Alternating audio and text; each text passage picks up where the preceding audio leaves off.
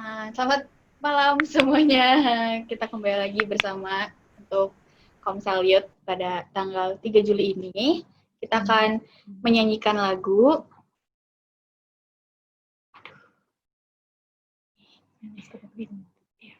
Nah,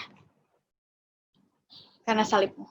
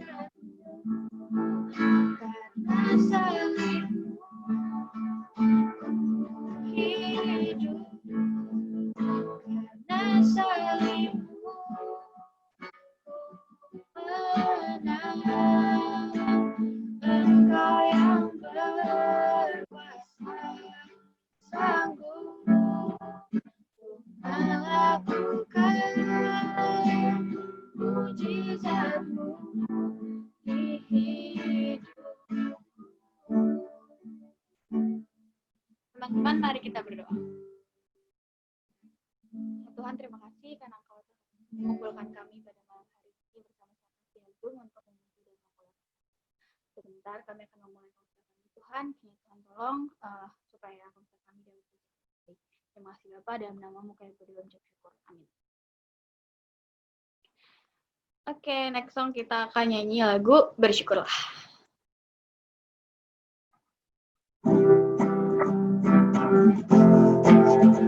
Untuk tangan ya.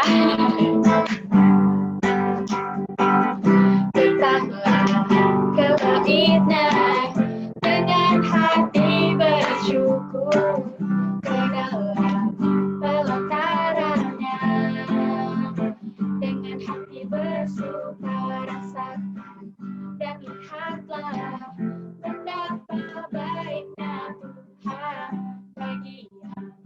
berlindung padanya, akan bersorak-sorai, akan bersorak-sorai, bersyukur kepada Tuhan, sebab Ia baik, kuasanya selamanya, kasih setianya, bersyukurlah kepada Tuhan, sebab Ia baik, kuasanya untuk selamanya, kasih setianya. Tetaplah kebaiknya dengan hati bersyukur, bedalah pelatarannya, dengan hati bersuka rasakan dan lihatlah betapa baiknya Tuhan baginya, berlindung padanya,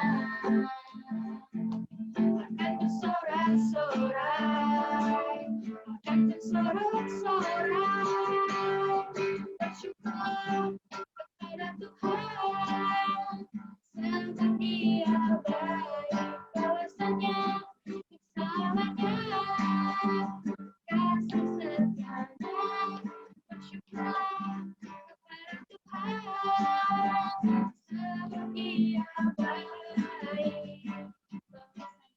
selamanya, kasih setianya. Syukurlah kepada Tuhan, sebab Ia baik, kuasanya untuk selamanya, kasih setianya. Bersyukurlah kepada Tuhan, sebab Ia baik, kuasanya untuk selamanya, kasih setianya. Bersyukurlah kepada Tuhan, sebab Ia baik, kuasanya untuk selamanya, kasih setianya.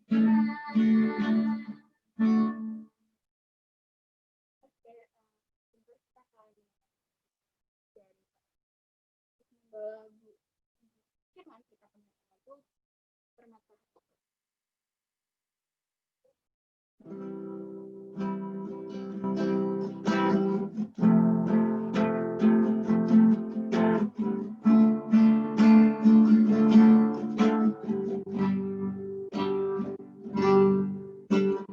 Dan senyap hati dan jiwaku datang padamu dalam kerinduan, kasih-Mu yang sanggup mengubahku dan menguatku dalam pengharapan. Yesus, Engkaulah pemata hatiku, dunia tak dapat menggantikanmu. Kemurahan-Mu tercurah bagiku, menjadikanku indah dan semakin indah bagimu.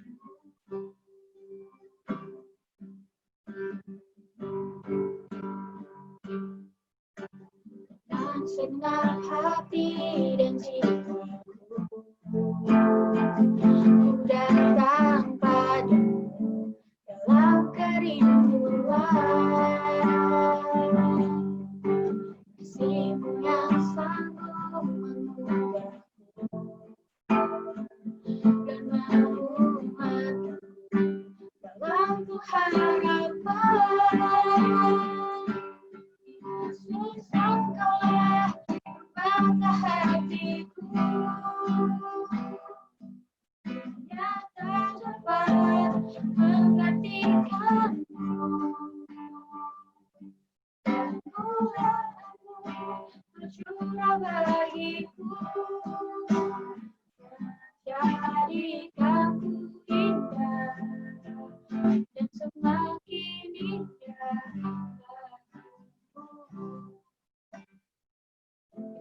persilakan kepada Kak Edi untuk membawa sharing.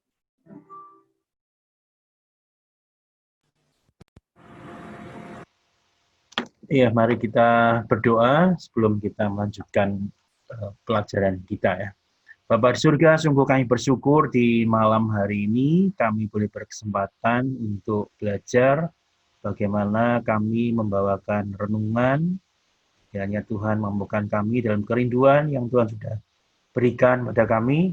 Kami boleh belajar sungguh-sungguh supaya kami sebagai anak-anak muda dibekali dengan bekal bagaimana kami membuat dan membuat renungan firman Tuhan. Menyapalah bagi setiap kami dan berbicara pada setiap kami ya Tuhan, karena kami siap belajar. Dalam nama Tuhan Yesus Kristus kami berdoa. Amin. Ya, seperti yang sudah saya sampaikan hari Rabu dan juga minggu-minggu sebelumnya, hari ini kita belajar bersama-sama bagaimana mempersiapkan renungan. Cuma kan memang tidak ada renungan secara khusus. Jadi saya akan tetap pakai tema bagaimana kita mempersiapkan khotbah gitu. Rasanya berat enggak, tapi saya ada berapa metode, ada banyak. Setidaknya 3, tapi nanti ada satu yang lebih lengkap menurut saya. Yang ini 3 ini yang bisa kita pakai praktis, dan ini pun juga banyak dipakai oleh banyak pendeta. Nanti ada pengertian-pengertian yang berbeda, istilah-istilahnya, tetapi nanti saya juga akan jelaskan istilah-istilah yang ini bedanya apa, saya akan jelaskan gitu ya. Oke, saya akan segera mulai aja. Siapkan Alkitab dan juga alat tulis sehingga kita bisa sama-sama belajar. Saya kasih waktu sebentar untuk siapkan Alkitab, alat tulis. Yang kalau bisa videonya dibuka semua sehingga kita bisa belajar lihat gini ya, enak kalau saya lihat gini. Nanti kalau mau bicara ya langsung aja karena kita banyak interaksi. Oke, silahkan sudah ada semua Alkitab dan alat tulis gitu ya. Iya, oke, saya akan share screen dulu.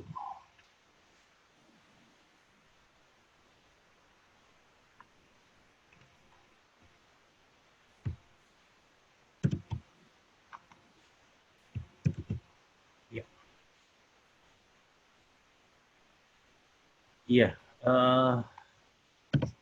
hari ini kita belajar macam-macam khotbah. Ada karena ragamnya begitu banyak, saya ambil 3 bagian. Ini bukan yang saya pelajari di tempat saya studi, tapi saya mengambil beberapa bahan dari teman-teman saya yang belajar dari tempat studi lain. Jadi ini memperkaya kita semua, meskipun di tempat saya juga ada pelajaran seperti ini, mirip-mirip juga, tetapi ada bagian yang berbeda. Nah, tapi sekali lagi, ini bukan yang saya pelajari di seminari, tapi justru ketika saya ingat waktu itu saya belajar juga di gereja, di tempat asal saya di Semarang, saya juga dipelajari khotbah. Dan bahannya pun ternyata nggak jauh beda. Jadi mungkin di tempat seminari yang sama, yang saya kumpulkan seperti ini. Oke ya. Ada 3 macam, tapi nanti ini pun juga akan jadi 2 bagian. Nah, 3 macam yang akan kita pelajari. Jadi bahasanya khotbah itu kita sebelumnya belum khotbah sungguhan. Kita sedang mencari kerangka-kerangkanya, cara berpikirnya seperti apa. Bagi kita mengerti lah nanti untuk kalau sudah ketemu kerangkanya kan mengisi dagingnya gitu ya. Jadi kalau badan itu ketemu rangkanya sudah enak ini. Tapi daging itu seni. Nanti kita akan banyak belajar di sana, nanti ada Koyo juga bisa saling mengisi gitu ya Koyo ya. Koyo kan juga belajar.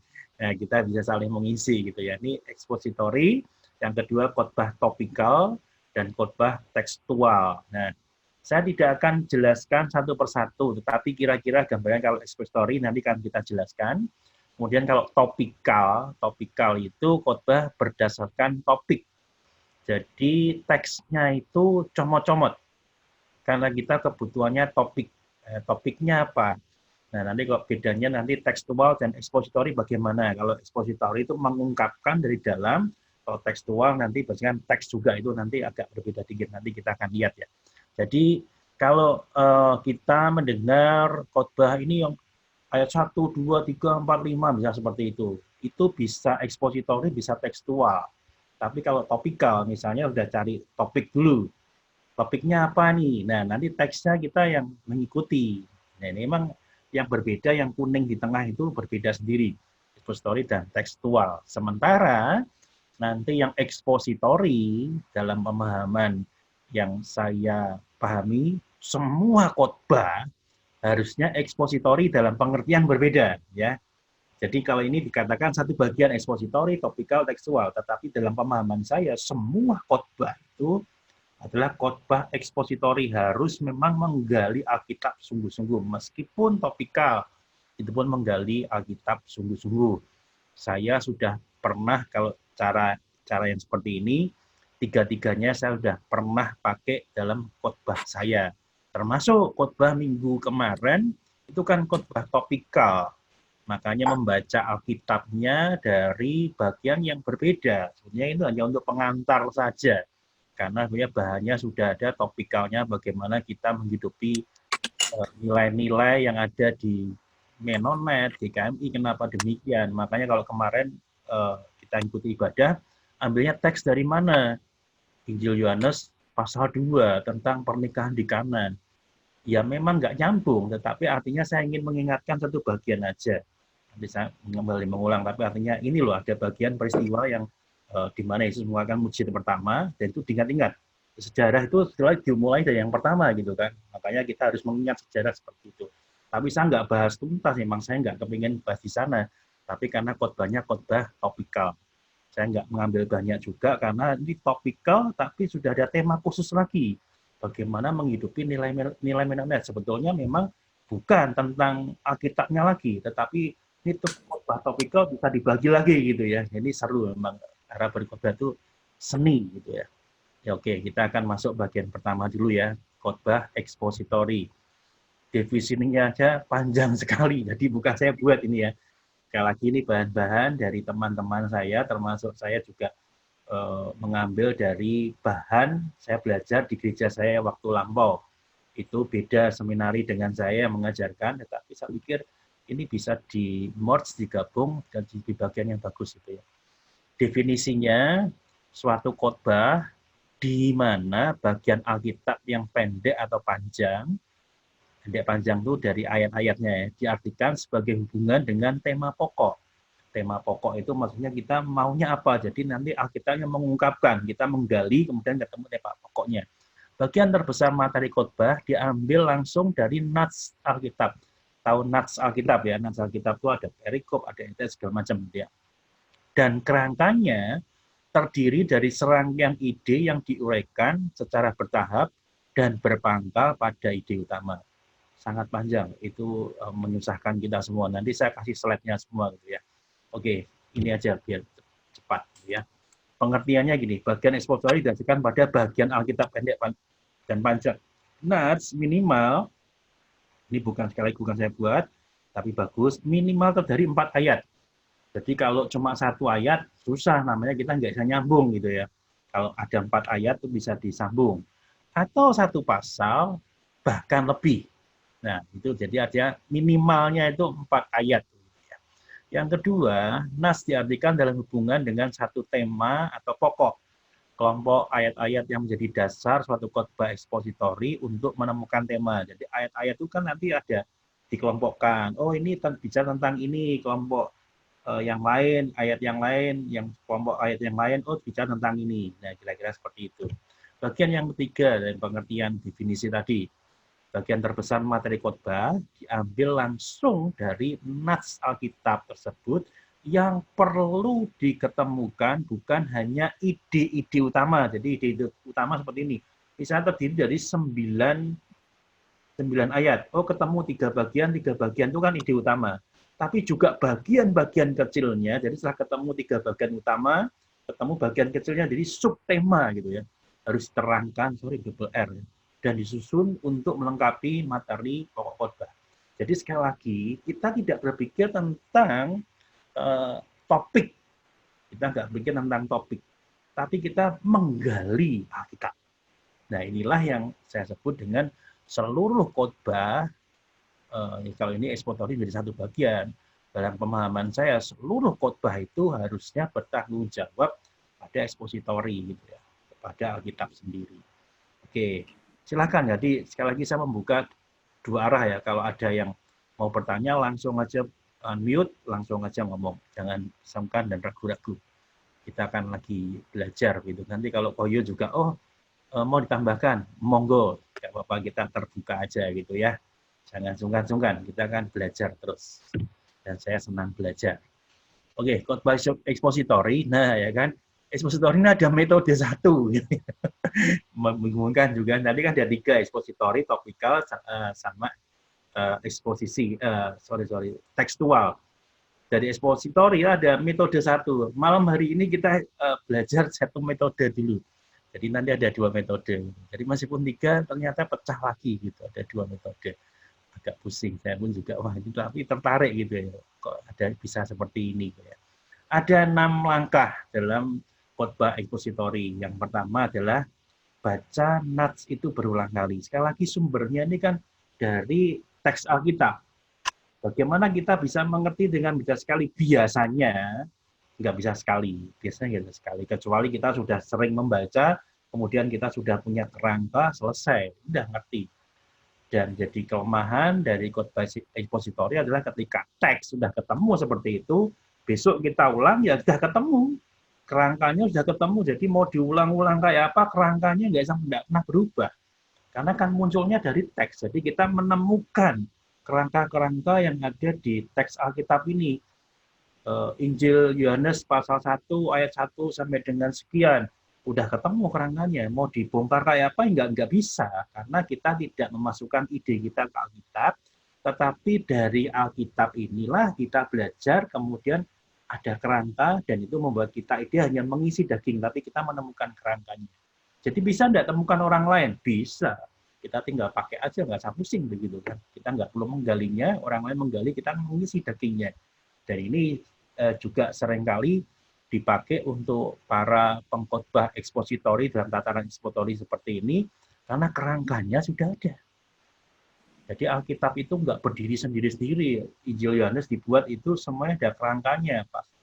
Kalau LAI kan membagi perikop-perikop gitu, sudah ada kerangkanya, enak. Jadi kalau kita udah pernah menemukan sekali, sudah ketemu. Dan kalau kita bandingkan dengan yang lain, ya hampir mirip-mirip.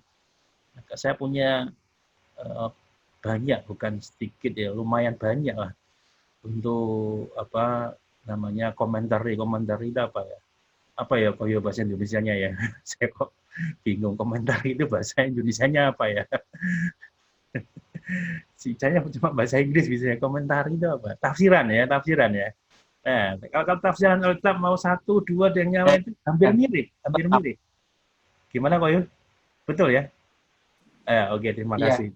Konfirmasi tafsiran. Itu hampir mirip. Bedanya adalah dagingnya, isinya. Jadi yang menafsirkan siapa? Dalam konteks Indonesia, konteks Amerika, konteks Cina, konteks Afrika. Itu bisa berbeda. Tapi kerangkanya sama. Nah, inilah khotbah ekspositori yang dimaksud. Jadi kalau kita belum pernah membaca, bacalah berulang kali. Karena sekali biasanya belum ketemu. Tapi kalau kita mau pakai yang lain, ternyata sudah ketemu, ya udah kita pakai bisa. Tapi seni kita nanti di daging, padahal kita tidak belajar di dagingnya, gitu. Kita belajar kerangkanya dulu. Kemudian setelah kita baca berulang kali, kita dalam pembacaan itu kemudian kita menemukan, ternyata yang dibicarakan itu ini. Nah, ini sekaligus juga menjadi cara kita berpikir, karena kita berbicara. Bayangkan gini ya, ini 9 ayat atau 10 ayat. Anggaplah seperti orang berbicara. Poin 1, 2, 3, 4, 5, 6, 7, 8, 9, 10, kita ketemu kesimpulannya itu ini. Nah, itulah ditemukan inti. Kalau kita membayangkan orang ngobrol dari 1 sampai 10 dan semuanya nggak nyambung, kita akan pusing kan. Ini orang ini ngomong apa sih sebetulnya gitu ya. Sudah 3 jam ngomongnya tapi nggak nyambung. Nah, itu susah lagi gitu kan. Alkitab kita nggak ada yang nyambung. Semuanya punya tema yang luar biasa. Salah satu yang harus saya sampaikan dari Kejadian sampai Wahyu itu berbicara tentang kasih Tuhan, tentang Tuhan Yesus. Semuanya tentang Tuhan Yesus. Ada buku cerita anak Yesus dalam Perjanjian Lama, Yesus di dalam Perjanjian Baru. Dan saya baca, menarik juga gitu. Itu versi anak-anak aja menemukan Yesus. Judulnya menemukan Yesus di Perjanjian Lama, menemukan Yesus di Perjanjian Baru. Jadi bisa ketemu intinya. Nah sama, jadi kalau kita membaca perikop-perikop kitab, pasal kitab, itu kita bisa menemukan inti atau pokok pembicaraan itu apa. Kemudian yang ketiga, temukan bagian-bagian penting. Setelah ketemu, oh ini pokoknya apa, misalnya tentang perpuluhan kita tahu. Kemudian bagian-bagian penting itu apa? Perpuluhan, wajib, perpuluhan apa, misalnya perpuluhan wajib dilakukan oleh suku-suku Israel, misalnya seperti itu. Kemudian perpuluhan harus diberikan dengan sepenuh hati dan nah kira-kira itu ketemu bagian pentingnya. Kemudian dibuat kerangkanya. Oh sudah ketemu tadi kan. Kemudian sudah bagian D itu A, B dan C itu sudah mulai nulis, sudah ketemu. Ini temanya seperti ini. Kemudian bagiannya A, B, C. Nah, kemudian yang E menemukan bagian-bagian kerangka itu sub daripada tema. Jadi kalau ketemu pokok pembicaraan perpuluhan. Satu, perpuluhan wajib diberikan pada wajib dilakukan oleh suku-suku Israel. Kemudian yang kedua, wajib diberikan untuk rumah ibadah. Yang ketiga, nah suku-suku Israel. Suku Israel semuanya memberikan siapa? Semua 11 suku, 12 suku. Itu memberikan. Nah, kira-kira seperti itu. Jadi subtema. Kemudian yang F itu juga sekali lagi merangkum lagi. Jadi D dan F sebenarnya merangkum. Susun semua, kan sudah ada urat-uratannya. Susun aja. Jadi susun semua, kasih temanya. Nah, itu seni itu kita. Temanya itu bisa sedikit berbeda, tapi kerangkanya pasti sama kalau kita ekspositori.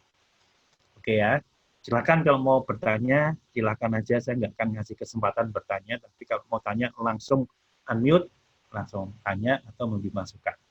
Oke, sekarang kita latihan ya, ini kan banyak praktis yang saya berikan.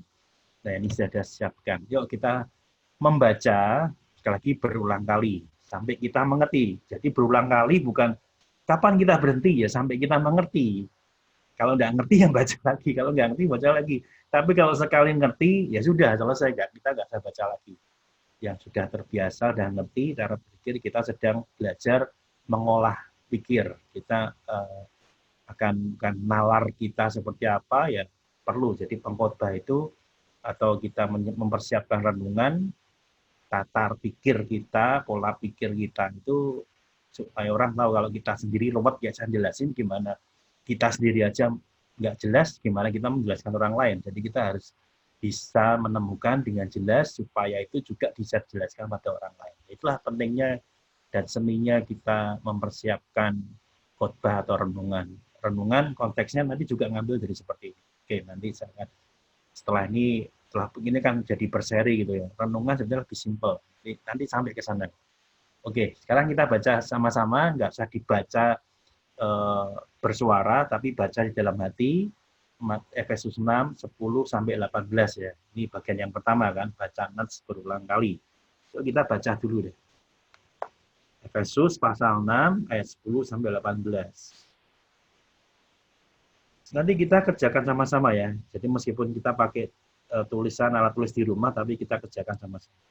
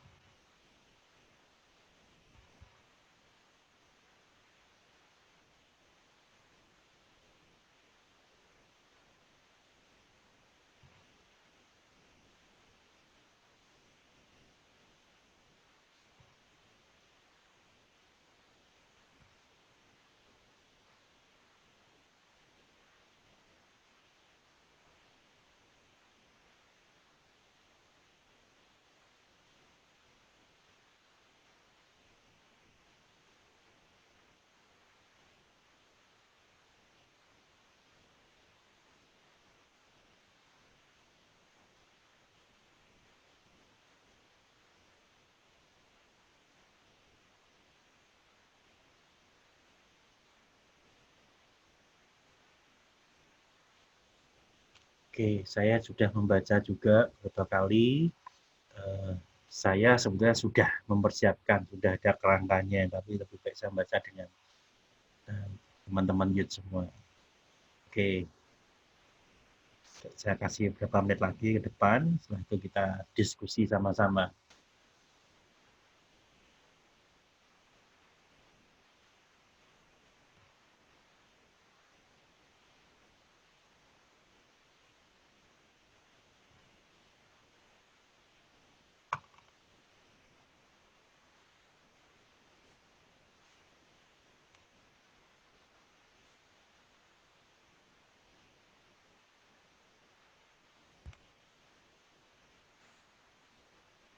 Oke, sambil kalian baca, saya tak menyapa satu-satu ya. Tukarin sama Senja jadi satu ya. Oke, PV, Ibelnya di samping gitu ya. Yesi, malam. Yesi sendiri ya di rumah ya? Iya, Pak. Oke, ya. Ini ada Koyo, tadi saya udah lihat. Joyce di samping?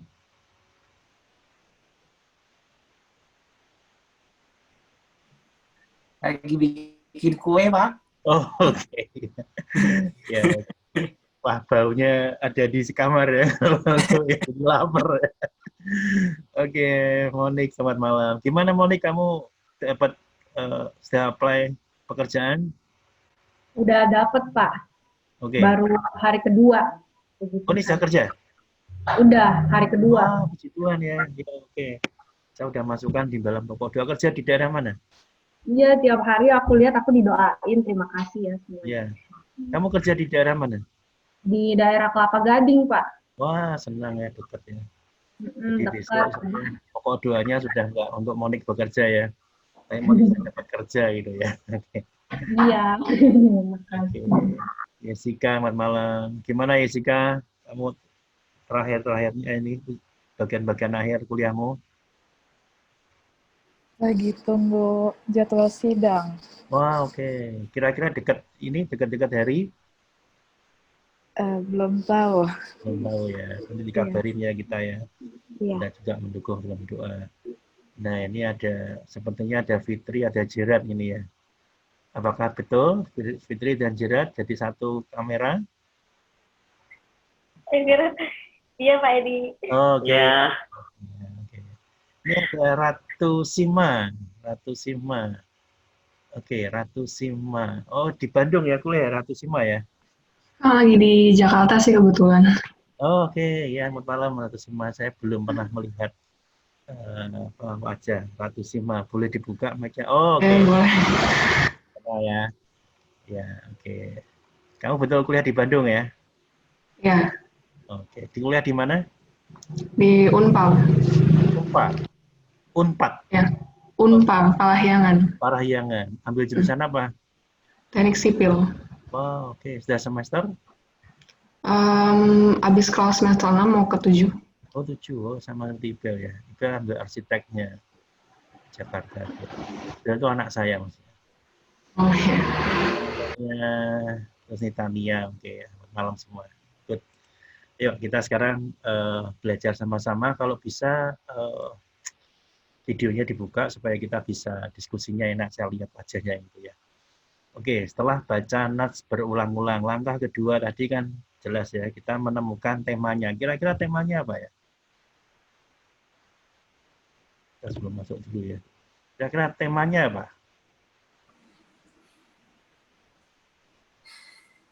Buka aja, di unmute aja, ngobrol aja. Kita sekarang ngobrol. Temanya apa yang kita baca tadi?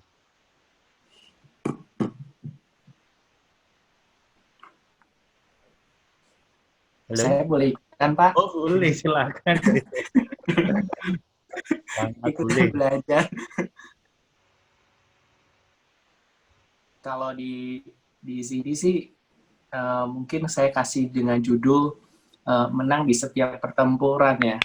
Oh, oke. Karena di situ Ya. kepada jemaat Efesus bahwa Rasul Paulus itu menggambarkan bahwa perjalanan hidup orang percaya itu seperti berada di medan peperangan. Ya. Jadi Koyo boleh tahan dulu. dalam hal Tahan dulu. kenapa? Itu kan sudah semuanya, kita baru step-step dulu ya. Ini temanya sudah Oh. menarik kok ya. Jadi enggak yang dibicarakan dulu, step-step dulu ya, sabar. Oke, udah menemukan. Jadi ini tema yang dibuat itu menarik. Itu kan sudah termasuk nanti seni kita untuk mengolah tema gitu ya. Tapi yang dibicarakan, berarti pokok pembicaraannya dulu. Jadi bagus, bagus. Sudah langsung ketemu. Tahan dulu ya guys, sabar ya. Ya, ini. Ya, tema dari Nats ini apa? Temanya dulu, pokok pembicaraannya.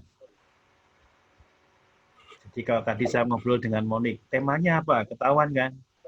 Tentang pekerjaan Monik gitu kan. saya tanya dengan Yesi, temanya apa? Tanya di rumah sendiri gitu. Oh iya. Dengan Jessica tentang ujian akhir. Nah, itu ada pokok-pokok temanya. Apa? Pokok pembicaraannya atau pokok temanya? Bisa kasih usul? Dari teksnya ya, kita nggak keluar daripada itu. Jadi teksnya ngomong apa ini? Senja mau ngomong sepertinya ya. Kapan rohani judulnya, Pak? Iya, betul. Iya, betul. Betul sekali. Jadi kita tuh dipermudah dengan LAI. Kita baca perikopnya, dan LAI memang jago sekali dia bikin perikop-perikop ini. Jadi yang nyusun perikop-perikop ini memang luar biasa. Kalau kita di Alkitab Handphone pun sekarang kalau bahasa Indonesia kan juga ada perikop-perikopnya. Itu enak. Ketika baca ayat 10 sudah langsung ketahuan. Ini berbicara tentang perlengkapan rohani. Kita dipermudah gitu kan. Kita nggak usah mikir, begitu teksnya langsung ketahuan. Nanti yang koyo itu next step nanti, luar biasa kalau koyo udah tingkatannya tinggi. Sabar koyo ya. Oke, kita lihat ini ya. Temukan inti yang dibicarakan tadi setelah dibaca berulang kali, temukan inti yang dibicarakan. Kita akan pelan-pelan ya. Inti yang dibahas adalah pembicaraan Paulus tentang perang rohani orang percaya dan hendak memperkenalkan berbagai hal yang berhubungan dengan konflik itu sehingga orang percaya mampu menjadi pejuang yang berhasil. Ini dipanjang-panjangin. Tapi ringkasnya adalah kalau kita boleh meringkas saja pokok pembicaraan tentang perlengkapan rohani ya. Ini kan perlengkapan rohani. Saya panjang-panjangin seperti itu supaya kita ngerti oh ini yang bicara Paulus itu bicaranya ini. Ya. Bisa maksud ya. Jadi kita ketemu pokok pembicaraannya, bukan ngalor ngidul apa ya, ke utara, selatan, barat, timur tidak, tapi kita menemukan satu temanya. Jadi sama kalau kita mau apa namanya bikin bangunan gitu ya. Yang bikin bangunan teknik sipil juga menghitung. Yang dihitung apa ya bangunan itu aja. Kita enggak ngitung lagi ada bagian-bagian yang tidak. Jadi fokus kita bicaranya tentang itu. Gitu ya. Oke, kita sudah ketemu. Ini dipanjang-panjangin seperti itu. Bagian yang ketiga yaitu temukan bagian-bagian penting gitu ya. Nah, setelah kita menemukan ini, kalau Indonesia seringnya pakai 3-point sermon gitu ya, khotbah 3 poin itu yang juga umum gitu ya. Jadi kebanyakan kalau kita khotbah 1, 2, 3 selesai ini kita tunggu gitu. Tapi ada sampai 7 sampai 10 karena kalau 10 kepanjangan, 7 sudah panjang udah capek desa khotbah 3 jam mungkin sudah 1 jam gitu kan. Jadi, tapi artinya adalah nah inilah yang ingin cari. Kita udah ketemu, kita mencoba mencari pokok pembicaraannya udah ketemu. Yuk kita temukan bagian-bagian yang lain. Jadi kerangkanya itu apa? Jadi tema sudah ketemu, jadikan subtema lagi. Istilah saya seperti ini. Coba dibagi deh. Kira-kira ayat ini sampai ayat ini bicara tentang apa? Kemudian ayat ini sampai ayat ini bicara tentang apa? Ayat berapa sampai berapa itu bicara tentang apa? Yuk kita sama-sama belajar ya. Kira-kira kalau itu sampai ayat 18 jadi berapa bagian? Bisa 2, minimal 2 kan. Kalau 1 namanya bukan khotbah ekspositori. Jadi harus minimal 2. Bisa 3, bisa 4. Kita mau bagi berapa? Nah, yuk. Sekarang silakan usul-usul. Nah, ini Koyo bisa bantu nih. Kira-kira jadi berapa bagian Koyo? Bisa berbeda satu dengan lainnya. Tapi sekali lagi kita nanti cross check-nya ke Alkitab kita, bukan menurut pikiran kita. Makanya saya mengatakan seluruh khotbah Itu namanya ekspositori, tapi dalam hal ini ekspositori kita menggali Alkitab. Ya. Kira-kira mau dibagi berapa? Atau kita temukan dulu ayat berapa sampai ayat berapa? Ayo usul sekarang. Satu ayat boleh, tapi satu pokok pembicaraan. Kira-kira seperti itu. Tapi kalau ternyata dengan ayat berikutnya sama, ya kita gabung. Mau nggak mau gitu. Silakan.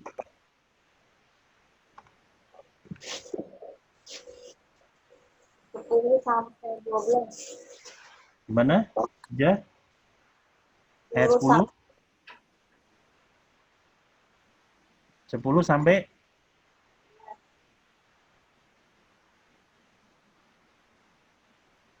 12, Pak. 12. 10 sampai 12. Oke. Itu mau dikasih nama apa kalau gitu? Kenakalah, perjuangan kita. Mau dikasih nama apa gitu? 10 sampai 12. Soal lawan berperangnya gitu.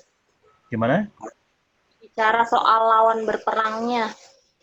Soal cara berperang. Lawan. Lawan berperang. Melawan gitu ya. Melawan itu ya. Jadi tadi ada 11 mengenakan. Oke.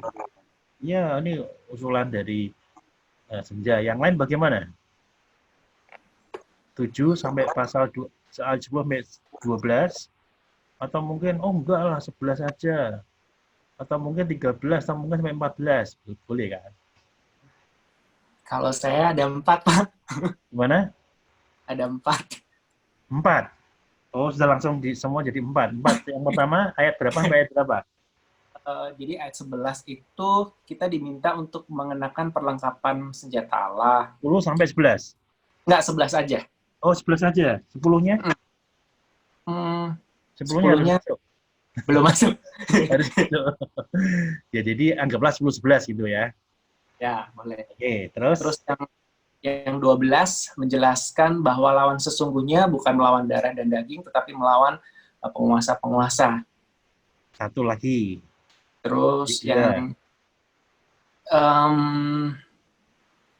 yang bagian 13 itu memperlengkapi diri dengan perlengkapan senjata Allah. 4. Yang terakhir dari 14 sampai 18 berisi bagian mengenai perlengkapan yang harus dikenakan. 5 berarti ya? Ada 5. 5. Saya nggak tahu saya ngitungnya 5 atau saya salah ngitung. Tadi 10-11, kemudian 12, 13, terus 14 sampai 18, betul? 1, 2. Atau 4? Iya, 5, Pak. 5. 5 ya? Jadi, Oke. tadi yang 10 betul. Yang 10 itu 11 ya? kita kalau di breakdown lagi aja. Ya. Jadi kalau yang 10 itu kita diminta untuk tetap kuat dalam Tuhan, dalam kuasa Tuhan. Oke. Ya. Akhirnya di situ di ayat 10. Terus yang di ayat yang 11 mengenakan perlengkapan senjata Allah, dan yang ke-12 bukan melawan darah dan daging tetapi melawan pemerintah-pemerintah penguasa. Yang 13 kita harus memperlengkapi diri dengan perlengkapan senjata Allah, dan 14 sampai 18 mengenai perlengkapan yang harus dikenakan. Jadi ada 5, iya bener Pak. Nah, oke, ya. Banyak kan? Ya, nggak apa-apa. Kita kan baru menemukan, kita kan lagi belajar. Namanya, yuk kita diskusi. Jadi satu dari 10 sampai 12 sampai 13, kemudian 14 sampai 18 jadi 1. Nah, ini sudah ketemu nih. Oke, bagus juga. Silakan yang lain. Ya, Pak, kita namanya diskusi kok. Dan nanti kita bisa saja berbeda satu dengan lainnya. Nah, inilah seninya berkhotbah, tapi kita balik lagi kepada Alkitab kita. Yang lain bagaimana?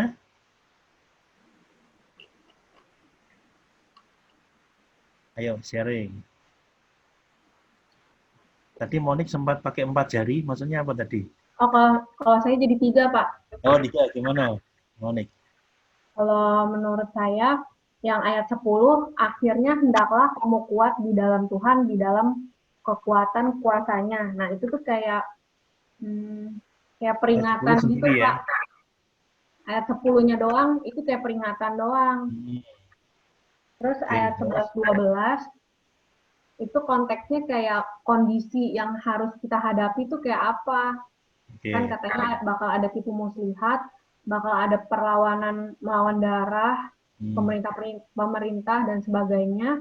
Terus yang 13 sampai 18 itu kayak peralatan apa aja gitu yang harus kita kenakan untuk melawan kondisi yang di ayat 11 sampai 12 itu. Kalau saya sih enggak. Ya. Jadi 10 sendiri, 11, 13 sendiri, 14, 18 sendiri ya. Nah, Enggak, menarik kan? 10 Hampir sendiri. mirip tadi. Jadi 14 dan 18-nya sama dengan Toyo ya. Terus 10-nya nih sendiri sama, tapi 11, 13-nya jadi satu. Bedanya di situ. Oke, bagus. Jadi 3 ya. Yang lain?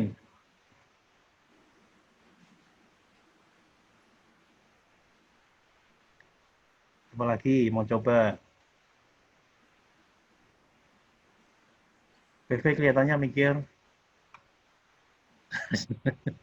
Kayak yang lihat mikir apa ini? Nggak apa-apa, kita lihat aja. Nggak apa-apa, kita namanya belajar. Halo, tadi ada yang ngeluarin suara siapa?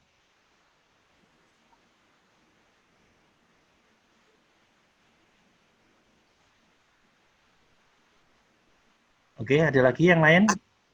Coba aja, nggak apa-apa kok.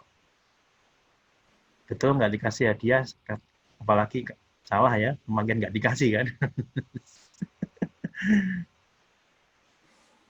Nggak ada yang salah, kita saling mengisi kok. Ada yang mau nyoba?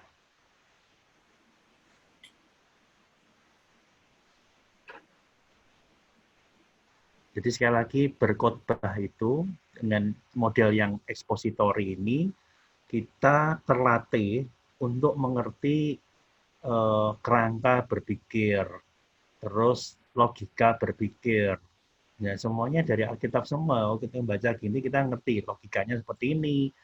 Terus juga berlatih segala sesuatu. Dan itu penting untuk kita bekal dalam segala apapun kita perlukan seperti ini ya.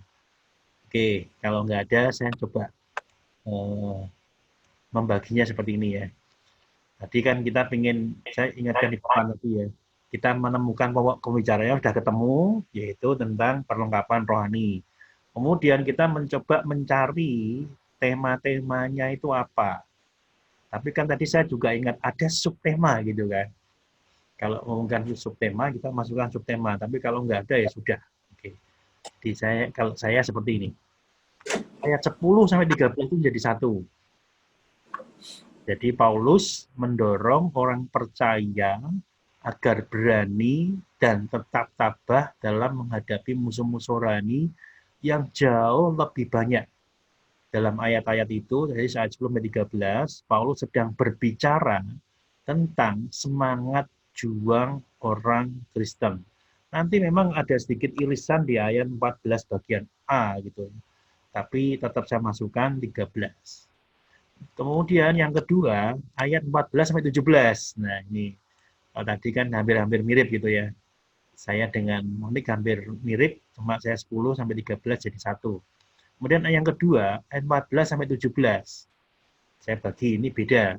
Kan tadi kan sampai 18, saya berhenti sampai 17. Paulus membicarakan tentang macam-macam perlengkapan yang telah disediakan Tuhan untuk orang percaya dalam menghadapi musuh-musuh yang luar biasa. Jadi dapat disimpulkan bahwa Paulus memberi gambaran tentang perlengkapan rohani. Dan yang ke-18, kalau kita lihat perikopnya itu kan sampai 20. Tapi saya sengaja berhenti sampai 18. Karena untuk 19 itu kan berbicara Paulus pribadi gitu. Jadi saya berhentinya sampai 18. 18 Paulus mengatakan selain perlengkapan senjata Allah, orang percaya harus berdoa dengan tekun di dalam roh dan senantiasa menaikkan doa syafaat untuk orang-orang suci. Paulus membicarakan tentang kehidupan doa orang-orang percaya.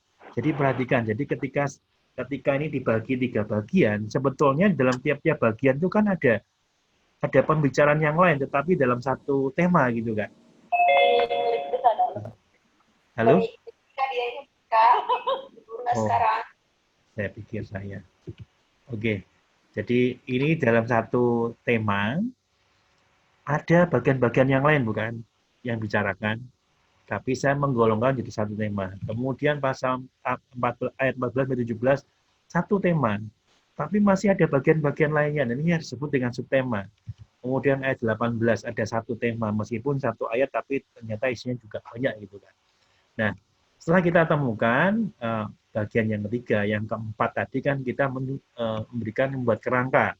Nah, kerangka itu bahasanya seperti ini. Tadi Koyo kan sudah ungkapkan juga. Nanti kita yuk sekarang Koyo nanti ungkapkan juga kerangkanya Koyo. Kalau saya 3 bagian, tadi ayat 10 sampai 13, kemudian 14, 17 dan 18. Jadi kerangkanya adalah semangat juang orang Kristen. Yang kedua, perlengkapan orang Kristen. Yang ketiga, kehidupan doa orang Kristen. Perhatikan ada sesuatu yang terus menyambung, yaitu tentang orang Kristen. Nah, dengan demikian kita sudah melatih diri untuk berpikir secara logika, berpikir bahwasanya ini satu kerangka yang jadi satu. Jadi kalau ini bukan dari bagian itu, artinya kita lepas. Kita tidak boleh memaksakan.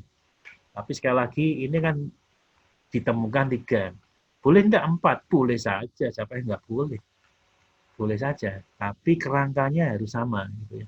Yuk, sekarang kita dengerin Koyo tadi ya. Nah, yang di awal tadi. Nanti saya sabar dulu Koyo. Koyo sudah sampai tahap 4 sebabnya. Gitu ya. Silakan Koyo kasih kerangka tadi. Kalau tadi kan Koyo kan 5 gitu ya. 5 bagian gitu ya. Nah, kerangkanya gimana sekarang Koyo? Silakan. Kira-kira seperti itu.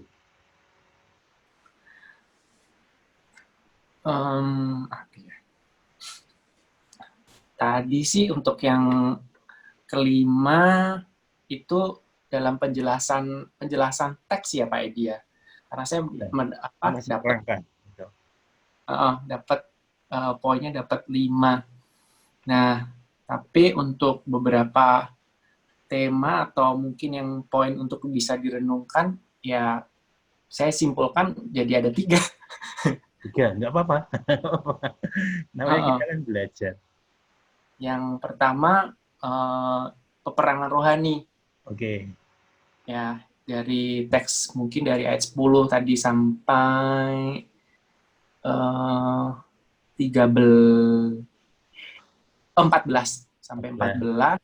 Nah, itu terus dan poin yang kedua yaitu perlengkapan yang dibutuhkan. Itu dari 15 sampai 17. Terus di yang terakhir yaitu kuasa doa dan firman Allah dari 18. Oke, bagus. Ya. Jadi di sini kan kita melatih terus gitu kan. Ternyata tidak semudah yang kita bayangkan kita mempersiapkan renungan. Renungan nanti sifatnya lebih mudah. Tapi itu pun ada bagian-bagian yang harus ada polanya begitu kan, dan polanya bisa berbeda. Tapi secara umum kalau seperti yang tiap hari saya sampaikan Gema itu ada polanya, bukan sekadar saya mengetik gitu aja, tidak, tapi ada pola yang saya siapkan. Ini bagian pertama, kedua, ketiga, saya hanya pakai 3 bagian aja. Bahkan saya seringkali cuma 2 bagian juga, tapi kalau bisa 3. Ada pola yang di dalam pikiran saya yang membuat renungan itu simpel gitu ya. Karena kan cuma dibatasi ruang. Jadi kita semakin sedikit ruang itu sebetulnya semakin berpikir keras sebetulnya. Bagaimana menyampaikan dengan kalimat yang pendek, tapi isinya bisa dipahami dan dimengerti itu tidak mudah. Dan itu pun makanya saya senang menulis seperti itu karena sebetulnya saya terus melatih diri. Ketika saya nggak pernah melatih diri ya artinya buat saya gitu ya, ya saya akan ketinggalan. Saya akan tidak terbiasa berpikir dengan logika seperti itu ya. Waktu saya masuk awal di seminari itu kan juga suruh bikin seperti ini, namanya khotbah ekspositori, cuma 1 aja khotbahnya sebetulnya. Semua pun jenisnya ekspositori. Saya malu sebetulnya sampaikan, tapi tidak apa-apa lah untuk biar diketahui. sudah dikasih pelajarannya, kemudian dikumpulkan. Nah, kalau bikin khotbah itu bahan khotbahnya itu bisa 100 halaman. Percaya nggak percaya? Jadi sudah terlatih seperti itu. Jadi nyiapin latar belakangnya, jadi dari sejarah atau segala macam itu 100 lembar. Tapi sebelum 100 lembar diketik itu, 100 lembar itu kan sudah jadi apa namanya skripsi sendiri kan. Jadi kuliah itu skripsinya banyak sebetulnya gitu. Khotbah aja bikin skripsi satu gitu ya, bikin khotbah gitu. Jadi setahun dapat satu perkuliahan, misalnya apa ya? Sepanjang kuliah itu 3 kali khotbah, jadi bikin 3 skripsi aja untuk khotbah. Nah, di awal ketika nyusun pertama kali gitu, dosen saya ngomong seperti ini, waduh, ini kok alur pikirnya kok saya pusing ya ngikuti Pak Edi ya. Saya malu gitu. Ternyata ya saya selidiki, iya saya betul ya, saya kok alur pikir saya kok nggak jelas seperti itu ya. Makanya terus berlatih dan terus berlatih. Sampai kita nanti menghadapi teks, kita langsung ngerti, oh harusnya alur pikirnya seperti ini, logikanya berpikir seperti ini. Jadi alur pikir, logika berpikir itu bukan apa namanya mantra yang tiba-tiba kita bisa. Tidak. Tapi kita belajar dan terus dilatih supaya kita mampu. Jadi apapun yang tadi disampaikan oleh Oyo, oleh Monik, itu setidaknya memberikan atau masukan bagi kita. Nah, saya membuatnya seperti ini. Apakah ini paling betul? Ya enggak. Tergantung kan kita kaitannya dengan teks-teks itu. Tapi sekali lagi kita balik lagi kepada Alkitab. Kalau memang itu enggak jadi bagian yang pertama, jangan dipaksakan bagian pertama. Enggak masuk bagian yang kedua, jangan dipaksakan bagian yang kedua. Nah, saya memberikan ini alur pikir yang seperti ini. Kemudian setelah membuat kerangka, kan tadi 6 langkah. Yang ketiga, menemukan bagian-bagian kerangka, jadi subtema lah dia. Ayat 10 sampai 13, perhatikan nih, kan ini seru nih kalau gini ya. Ada 2 aspek. Pertama, orang Kristen didorong untuk bersandar pada Tuhan. Semangat juang itu harus tinggi. Itu kan dari situ. Kemudian yang kedua, tetap berdiri. Ayat 11, 13 yang tadi saya katakan 14a sebenarnya jadi irisan di bagian berikutnya, tapi juga 14a masih bisa karena kan di situ saya kasih judulnya adalah tetap berdiri. 14 bagiannya kan jadi berdirilah tegak gitu ya. Meskipun musuhnya banyak dan kuat, jadi itu tabah. Nah, inilah bagian yang coba saya pikirkan kerangkanya. Ada 3 nih bagian-bagiannya. Yang pertama ada 2 bagian jadi subtema. Jadi kalau kita khotbah, kita udah ngerti, saya mau pakai 3 bagian nih. 3 bagian ini, bagian yang pertama isinya 2. Nah, sudah enak, kita udah ketemu pikirnya udah enak. Taruh logikanya berpikir sudah tepat, enak. Oh, saya ngomong 3 kok. Jadi kalau kita berhenti tadi sampai di mana, kita langsung ingat poinnya di sini. Meskipun kalimatnya bisa nggak tepat, tetapi bagiannya tepat pasti. Karena udah disusun dulu gitu kan. Kemudian yang kedua, ayat 14 sampai 17. Perlengkapan orang Kristen dibagi jadi 2 juga. Jadi perlengkapan untuk bertahan, defensif, dan perlengkapan untuk menyerang. Nah, seru kan gitu kan. Yang bertahan mana, tadi segala macam, kemudian yang untuk menyerang bagaimana. Kemudian, yang ketiga ya, ayat 18 dapat dibagi 2 juga.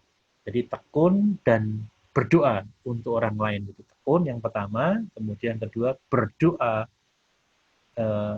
untuk orang lain. Jadi kan sekarang ketemu nih, udah ketemu temanya, pokok pembicaraannya, ketemu temanya, ketemu sub-subnya, pokok pembicaraannya ketemu, kemudian pokok pembicaraan ketemu, kemudian tema-temanya ketemu 3 bagian, masing-masing ternyata ada 2. Jadi kita ketika khotbah itu hanya 6 yang kita khotbahkan, tapi 2 ini dari 1 bagian, 2 bagian, 2 bagian. Sudah ketemu di sini, udah enak.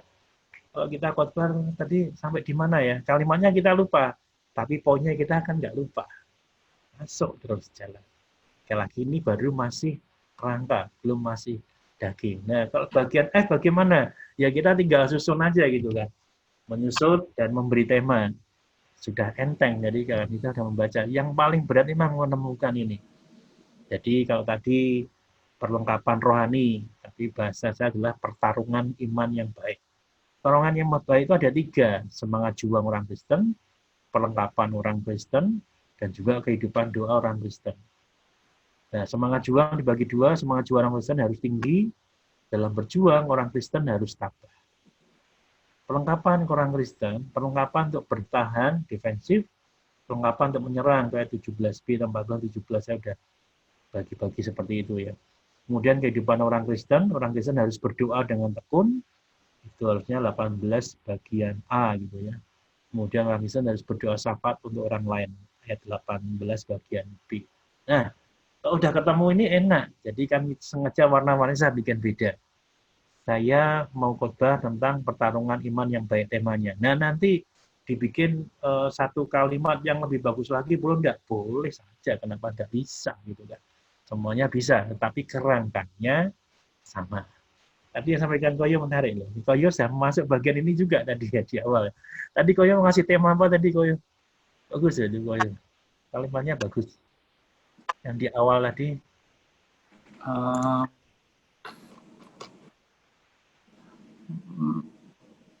Menang dalam kerohanian. Ya boleh juga. Bagus Pak. Ya, menang dalam kerohanian. Nanti dibagi lagi, bagi tema-temanya apa untuk subtema. Keren itu. Jadi sekali lagi malam hari ini kita baru belajar metode yang pertama.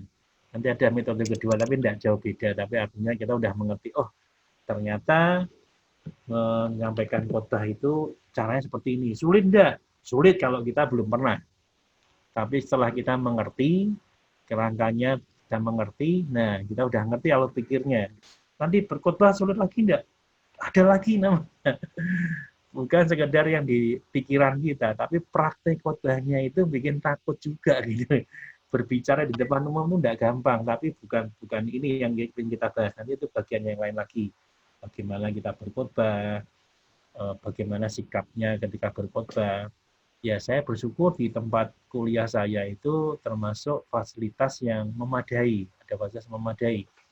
Jadi kita ada istilahnya laboratorium khotbah gitu ya. Disediakan mimbar, kemudian kaca-kaca. Jadi kita sendirian, kita tuh bisa berlatih dan mengevaluasi diri bisa.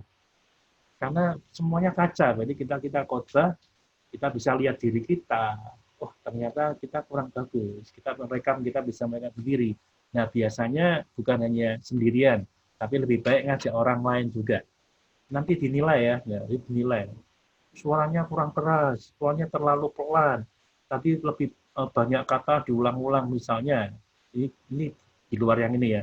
Banyak mengeluarkan kata sampai sekarang pun saya masih keluarin kata itu tidak sadar, tapi keluar. Tapi ketika itu diingatkan, oh ya jadi catatan saya.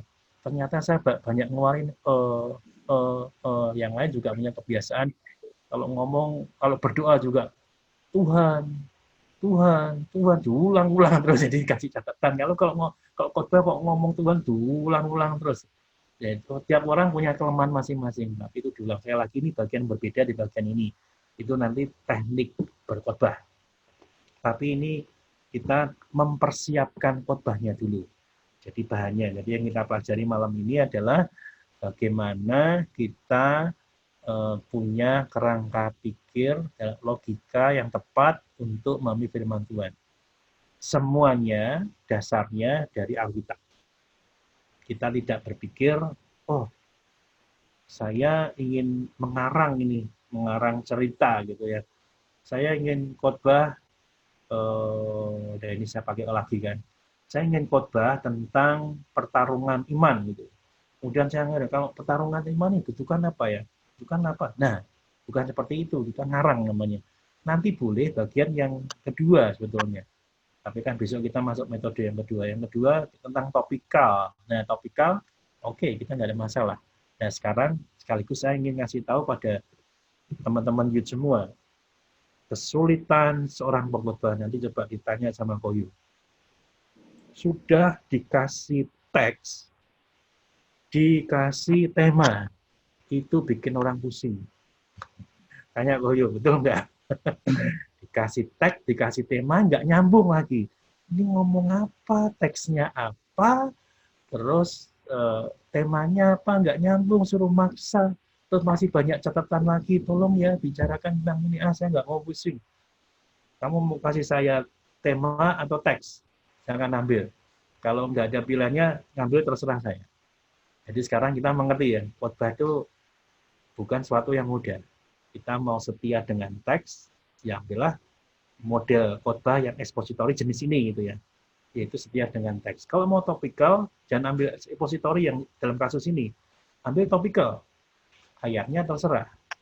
Jadi usulan saya kepada teman-teman youth, kalau hari Rabu itu kan kita khotbah gitu kan.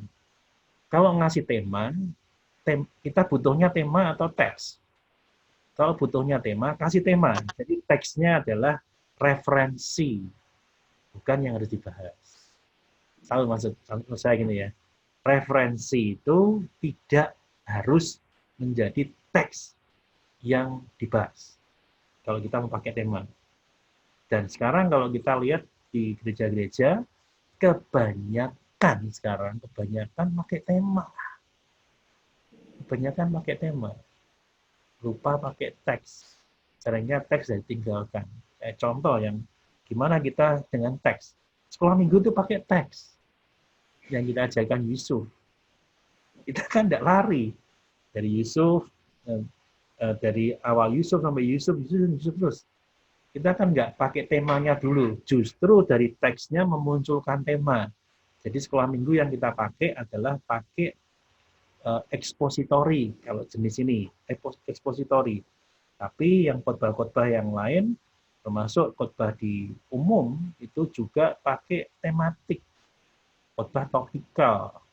Nah itu nggak mudah, harus memaksakan teks atau mengorbankan teks, itu sangat sulit. Ini yang saya kasih pergumulan bagi seorang pengkhotbah gitu. Ini ada tema-tema dari sinode gitu. Saya itu pusing gitu kan. Belum tentu cocok, tapi terakhir tahun-tahun ini, baru saya menikmati gini. Sinode tidak memberikan satu uraian teksnya khotbah tidak, tetapi memberikan outline-nya, dan saya suka. Oke, saya ikuti. Temanya tetap diambil temanya, itu outline-nya khotbah jadi satu referensi. No problem bukan. Jadi saya bisa melakukan dengan baik. Jadi menggali lebih sulit memang.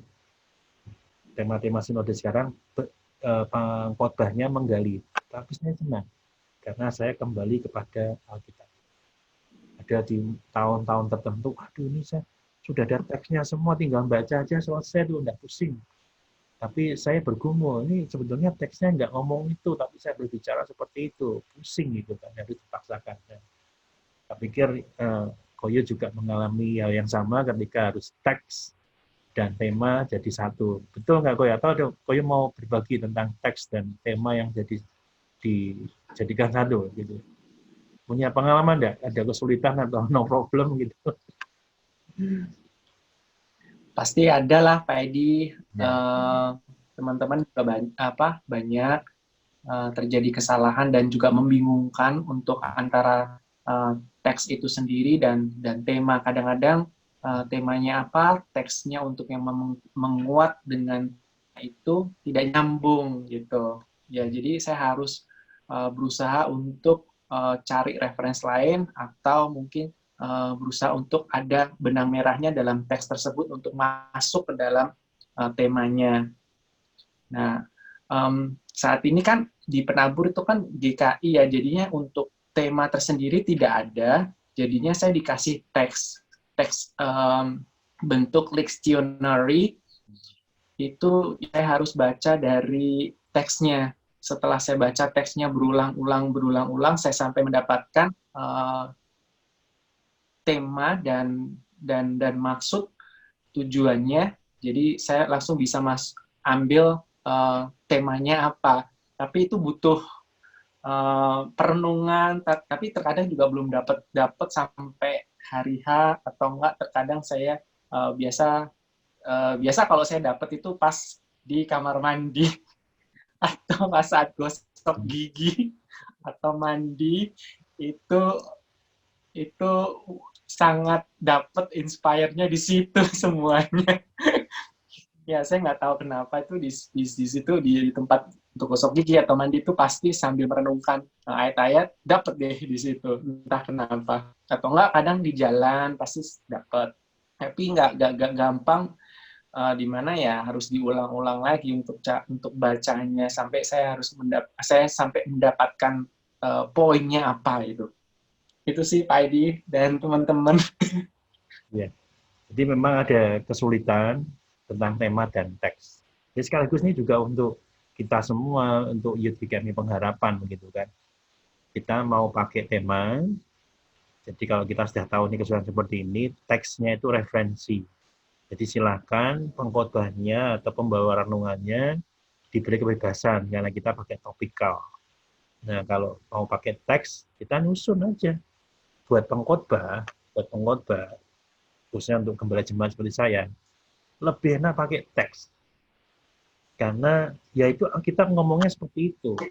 Tapi kalau tema ini kan saya punya agenda tersendiri bisa gitu kan. Saya mau khotbah tentang ini nih. Ya saya bisa seperti itu.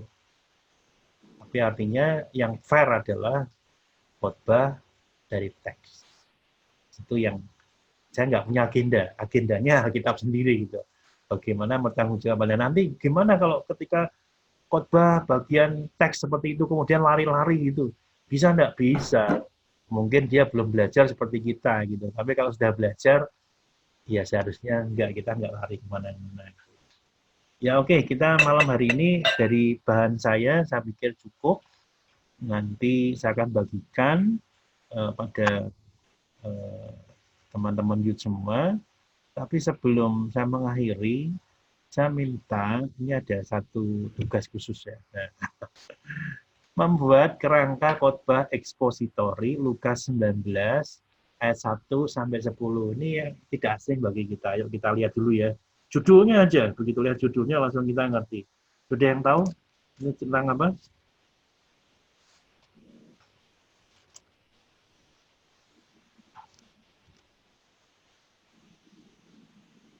Nggak asing kan ini khotbah ini ya.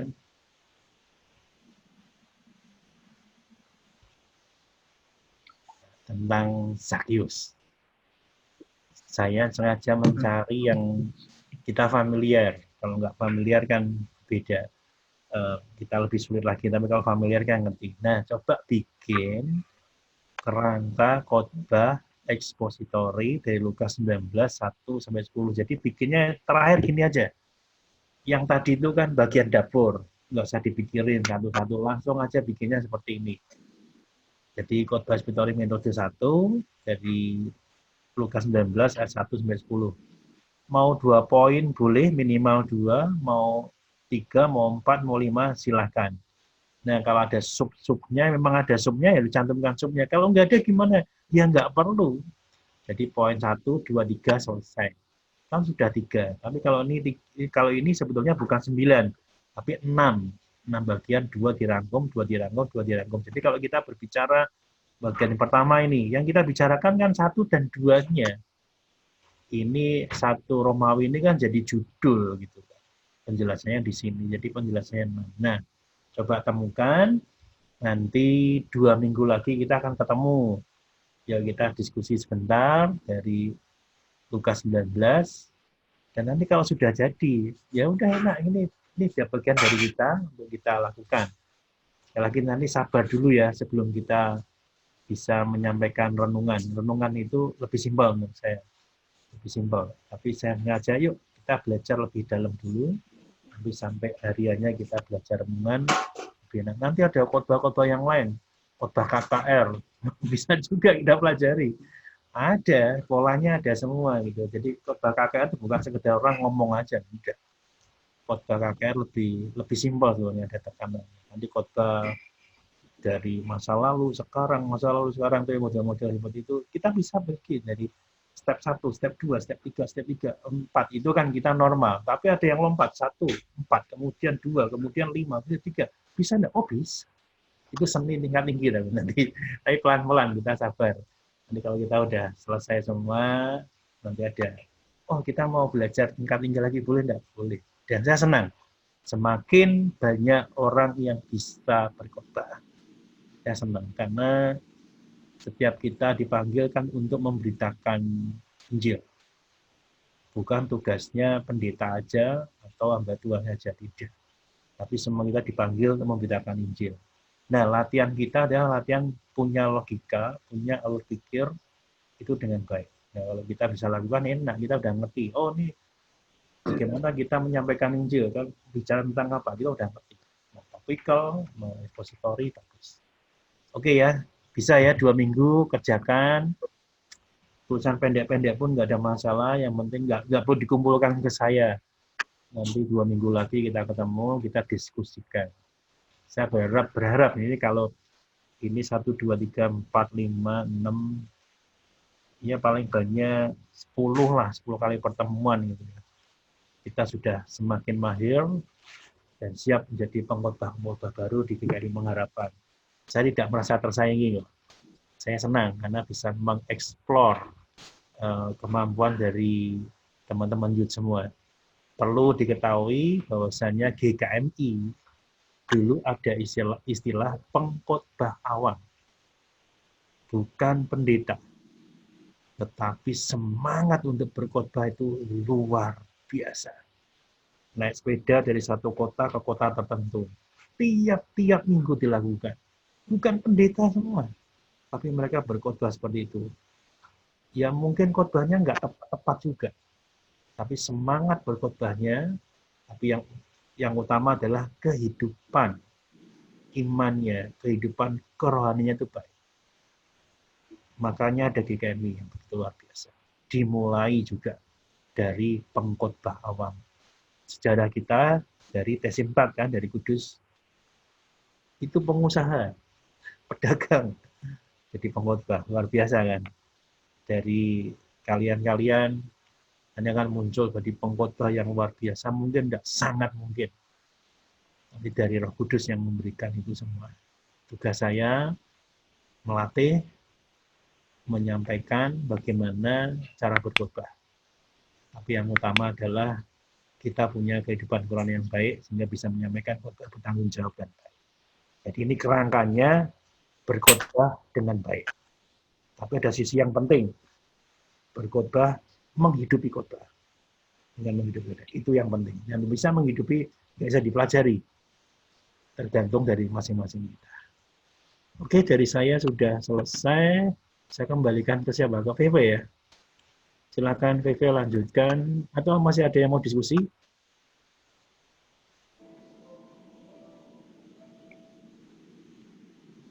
Ya, ada diskusi? Ya. Jadi silakan kembalikan ke VV ya. Ya, kita mau doa syafaat. Kita doanya itu ya, apa sih namanya, kayak doain satu-satu gitu. Habis gitu ditutup sama Pak Edi. Jadi nanti urutannya Pak Edi doain Ci Ibel. Gitu emang gimana dong? Terus Ci Ibel doain aku doain Koyo. Habis gitu Koyo doain Kak Senja doain Karin doain Cimonik doain Ciesi doain Ciesika doain Gerald. Ada Kak Fitri atau enggak nih? Atau Kak Fitri aja? Ada, Fitri ada tadi. Ada ya? Abis gitu berarti Gerald doain Kak Fitri doain Kak Antonia doain Nia doain Kak Sima doain Pak Edi. Gitu. Pak Edi ada yang mau didoain nggak? Saya duluan pokok doanya. Ya, doain untuk persiapan pembukaan ibadah lagi di gereja ini tidak mudah gitu ya. Jadi memutuskan di tengah pandemi yang korban di Jakarta tidak signifikan turun, tapi sudah diperbolehkan oleh negara maupun juga oleh sinode. Nah ini saya belum memutuskan karena memang sulit, ya bantulah, doakan supaya tetap hikmat Tuhan menyertai ketika diputuskan, ya keputusan yang terbaik. Bukan saya aja yang memutuskan sih, tapi majelis semua. Itu ya, terima kasih. Ya, oke. Ci Ibel ada mau didoain? Buat magang aja sih biar semuanya masih lancar sama acara himpunan yang lagi jalan. Nanti Agustus bakal finalnya. Terus buat persiapan masuk semester 7 yang bakal masih study from home. Dah. Habis itu aku apa ya? Nah, aku ngapain juga sih, paling sama aja persiapan kuliah sama kesehatan. Terus Koyo ada yang mau didoain?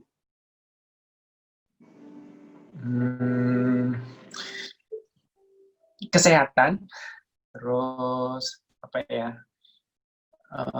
minggu ya saya persiapan buat khotbah juga di awal, dapat pasti setiap awal bulan Juli, setiap awal bulan minggu deh pastinya dapat. Jadinya saya lagi persiapan juga. Lainnya enggak sih, udah itu aja. Oke, lanjut. Kak Senja mau didoain apa?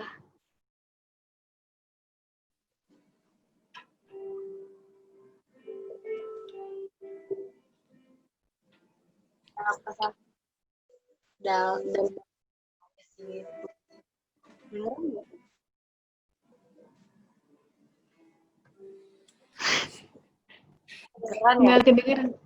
Nggak kedengeran, Kak. Agak mendem. tes. Nah, ya. Ini kedengeran. Kayak kurang deket. Doain aja kerjaan, terus kesehatan, sama pemilihan pengurus youth ke depannya. Sudah ada beberapa nama yang kami sharingkan untuk jadi pengurus. Terus mereka lagi mendoakan. Nah, doakan Tuhan yang kiranya berkata kepada setiap pribadi yang sedang mendoakan gitu. Ya, itu aja sih. Dan doakan kebutuhan pembina youth biar ke depan yang secara juga gitu, dampingin youth dan membantu Pak Edi juga gitu dalam pelayanan di gereja gitu. Oke, Karin mau didoain apa? Aku nggak didoain apa. Aku kesehatan. Oke. Cimonik mau didoain apa, Ci? Minta didoain buat ini kebaktian Zoom Komisi Anak pertama di hari Minggu besok. Semoga berjalan lancar. Terus berdoa supaya semangat kerjanya. Udah sih itu aja. Thank you. Oke. Ciesi ada yang mau didoain?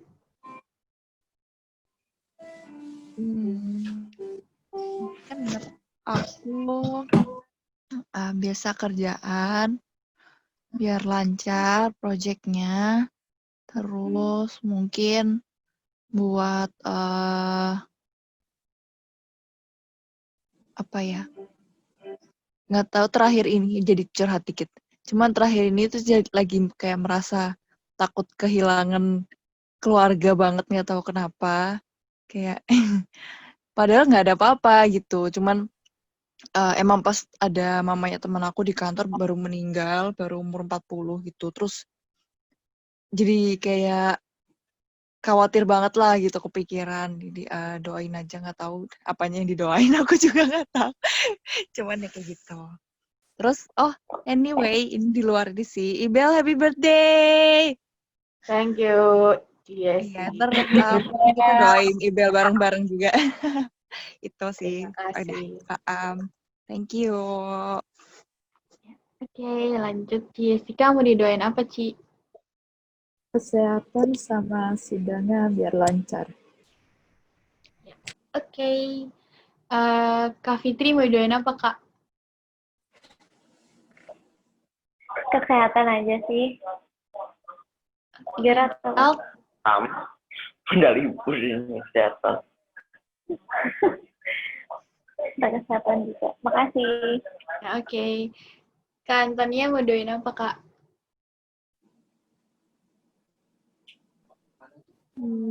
Kerjaan aja. Oke. Nia mau doain apa, Nia? Kesehatan. Selagi nggak ada apa-apa juga sih. Paling kesehatan aja. Thank you. Kak Simon yang mau didoain apa, Kak?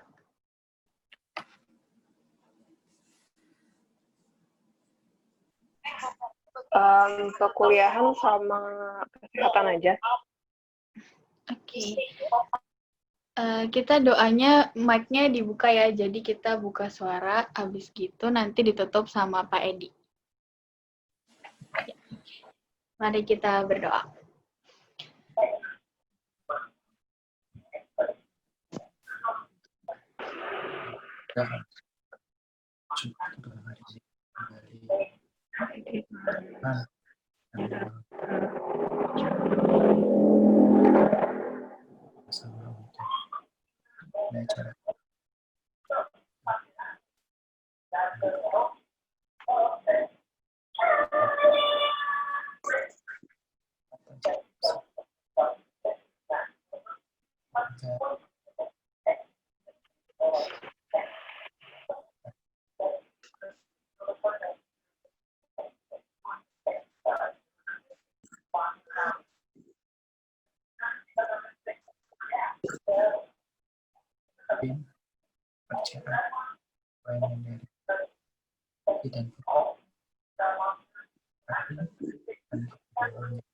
Kesehatan dan juga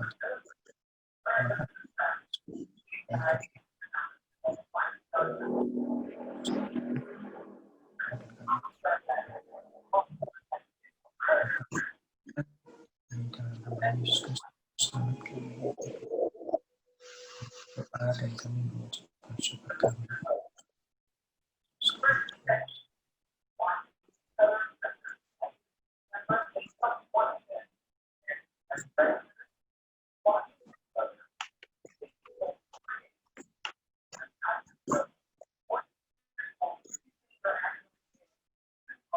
Terima kasih ya Tuhan, di malam hari ini kami boleh bersama-sama Komsel Youth yang bersyukur kami boleh belajar satu hal, bagaimana kami berkhotbah atau menyampaikan renungan. Kiranya semua yang boleh kami pelajari di malam hari ini juga boleh menjadikan satu bagian dalam hidup kami. Kami senantiasa menyintai firman-Mu. Kami senantiasa melihat bahwasannya firman Tuhan adalah sumber daripada segala kebenaran itu, dan kami boleh bersandar pada firman-Mu, dan kami boleh melakukannya dengan firman-Mu. Khususnya ketika kami belajar bagaimana menyampaikan khotbah, biarlah hati kami juga senantiasa dipenuhi dengan firman yang hidup itu. Sehingga kami bukan sekedar belajar, tapi kami juga menghidupi firman itu. Terima kasih untuk Koyo, untuk Tenja, untuk Karin, untuk Bel, untuk Eve, untuk Monik, untuk Yesi, untuk Ika, untuk Fitri, untuk Gerald, untuk Antonia, untuk Tania, dan juga untuk Sima, dan juga untuk Mbakmu. Biarlah Tuhan berkati kami semua. Kami juga mengingat untuk teman-teman kami yang lain yang tidak berkesempatan hadir bersama dengan kami di malam hari ini, dan juga akan terus menyertai dan memberkati mereka. Terima kasih Tuhan. Bersyukur juga untuk Iqbal yang ulang tahun ke-21, yang Tuhan juga tambahkan hikmat, kemampuan, dan juga takut akan Tuhan. Iqbal semakin mengerti bahwasanya 21 tahun pemeliharaan Tuhan yang begitu panjang dan begitu luar biasanya. Iqbal boleh menapaki hari depan dengan keyakinan Tuhan yang sama, yang juga akan terus menyertai dan memberkati Iqbal. Bersyukur juga untuk Monik yang sudah bekerja. Ya, Tuhan juga memberikan rasa syukur yang begitu dalam bagi Monik, karena tidak mudah mencari pekerjaan di masa pandemi ini. Tapi Tuhan menganugerahkan pekerjaan bagi Monik. Ya, Tuhan yang sudah memberikan pekerjaan bagi Monik, Tuhan pula yang akan memberkati Monik dengan hikmat dan bijaksana Tuhan, sehingga boleh mengerjakan tugas-tugasnya dengan penuh tanggung jawab, dengan takut akan Tuhan. Terima kasih Tuhan. Di dalam nama-Mu Yesus Kristus kami berdoa. Amin.